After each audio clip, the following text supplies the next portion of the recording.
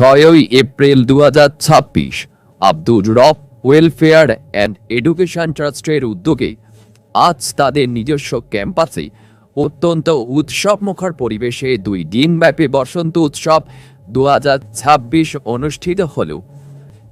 আর medical ও paramedical কলেজের library ভবনের ভিত্তিপ্রস্তর স্থাপন অনুষ্ঠানও আয়োজিত হয়।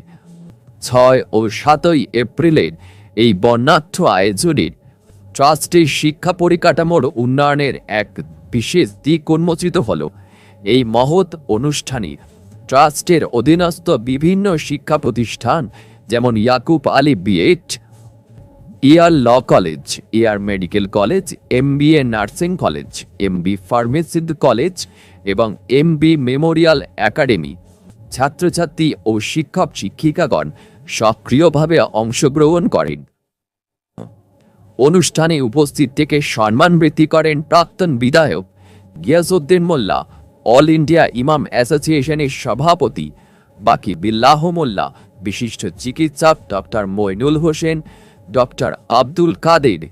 অতিথিবৃন্দ তাদের মূল্যবান বক্তব্যে ট্রাস্টের এই অগ্রগতির প্রশংসা করেন। উৎসবের এই দিনগুলো রবীন্দ্রসঙ্গীত বৃত্ত আবৃত্তি এবং বসন্তের রঙে রঙিন সাংস্কৃতিক অনুষ্ঠানের মধ্য দিয়ে মুখরিত হয়ে ওঠে, যা শিক্ষার্থীদের সৃজনশীলতার বিকাশ ঘটিয়ে সকলের মাঝে আনন্দ ও সম্প্রীতির বার্তা ছড়িয়ে দিয়েছে। শিক্ষা, সংস্কৃতি ও সমাজ কল্যাণমূলক কাজে আব্দুর রব ওয়েলফেয়ার অ্যান্ড এডুকেশন ট্রাস্টের এই উদ্যোগ এক উজ্জ্বল দৃষ্টান্ত হয়ে রইল। দেখুন, বসন্ত উৎসব পরিবেশকে কেন্দ্র করেই বসন্ত উৎসব হয়। শান্তিনিকেতনে সূত্রপাত হয়েছিল। তো আমরা শান্তিনিকেতনের আদলে এখানে নলেজ সিটিতে অনুষ্ঠানগুলি আমরা পরিচালনা করি। পৌষ মেলা হয়, বসন্ত উৎসব হয়, হলকর্ষণ হয়, বৃক্ষরোপণ হয়, 21শে ফেব্রুয়ারি ভাষা দিবস হয়। তাছাড়াও রবীন্দ্রনাথ, নজরুল, বিদ্যাসাগরের জন্মদিন, আমাদের জাতীয় স্বাধীনতা দিবস 15ই আগস্ট, 26শে জানুয়ারি, এগুলো তো আমরা করি। এছাড়াও রবীন্দ্রনাথ, নজরুল, বিদ্যাসাগরের জন্মদিন আমরা অবশ্য পালন করি। কারণ সব থেকে হচ্ছে আমাদের মনীষী যারা ছিলেন তাদের আদর্শ এবং অনুসরণ করা হচ্ছে আমাদের কর্তব্য, এবং আমাদের প্রজন্ম যারা আছে তাদেরকে আমরা এগিয়ে নিয়ে যাব সেই সমস্ত আদর্শকে সামনে রেখে। আর শান্তিনিকেতনে পৌষ মেলা হয়, বসন্ত উৎসব হয়, পরিবেশকে কেন্দ্র করে আমরাও এখানে সেই পরিবেশকে কেন্দ্র করেই এই অনুষ্ঠানগুলি করছি। আজকে 6 এপ্রিল বসন্ত উৎসব যেমন হয়, এটা আমাদের ইনস্টিটিউটের ফাউন্ডেশন ডে।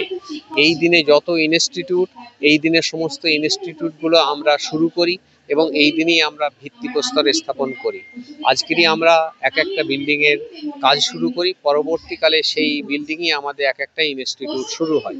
এবছরে আমরা আর প্যারামেডিক্যাল কলেজের ফাউন্ডেশন করছি এবং সেন্ট্রাল লাইব্রেরি 15,000 স্কোয়ার ফিটের একটা মেডিকেল কলেজের সেন্ট্রাল লাইব্রেরি আমরা শুরু করছি। দুটো ফাউন্ডেশন এবছরে আমরা তৈরি করছি।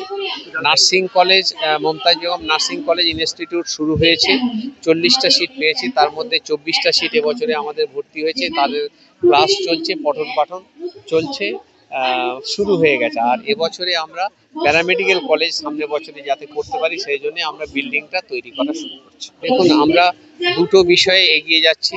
একটা হচ্ছে এটা আর মেডিকেল কলেজ অ্যান্ড হসপিটাল। এবছরে 4টে মেডিকেল কলেজের জন্য গভর্নমেন্টে অ্যাপ্লাই করেছে। তার মধ্যে আমাদের আর মেডিকেল কলেজ অ্যান্ড হসপিটাল 100 সিটের জন্য আমরা অ্যাপ্লাই করেছি। দেখা যাক রাজ্য সরকার কবে অনুমোদন দেয়। আর সেন্ট্রাল গভর্নমেন্টের অনুমোদন না হলে তো হবে না মেডিকেল কলেজ, সেভাবে তৈরি করার চেষ্টা করা হচ্ছে।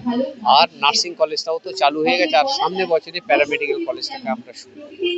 আর বিশ্ববিদ্যালয়, এটা হয়ে যাওয়ার পরেই আমরা বিশ্ববিদ্যালয় শুরু করব, সেই রকমভাবেই আমরা প্রস্তুতিটা নিচ্ছি।